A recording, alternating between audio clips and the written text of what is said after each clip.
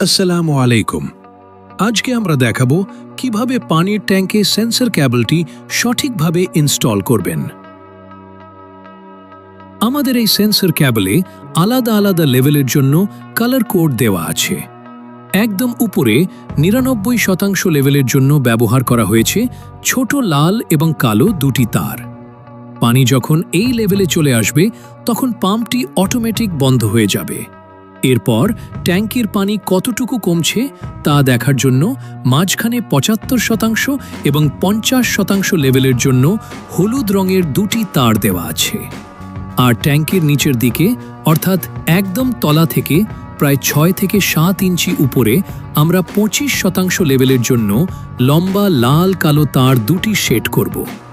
পানি যখন এই ২৫%-এর নিচে নেমে যাবে তখনই ডিসপ্লেতে ০% দেখাবে এবং মোটরটি একা একাই চালু হয়ে যাবে।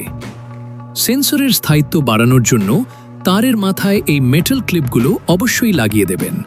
এগুলো ব্যবহার করলে সেন্সরটি ১ বছরেরও বেশি সময় ধরে খুব ভালো সার্ভিস দেবে। সবশেষে সেন্সর কেবলটি উপর থেকে ট্যাঙ্কির ভেতরে ঝুলিয়ে দিন এবং মেইন তার দুটিকে কন্ট্রোলারের সাথে কানেক্ট করে কস টেপ দিয়ে দিন, যেন পানি ঢুকে কোনো সমস্যা না হয়।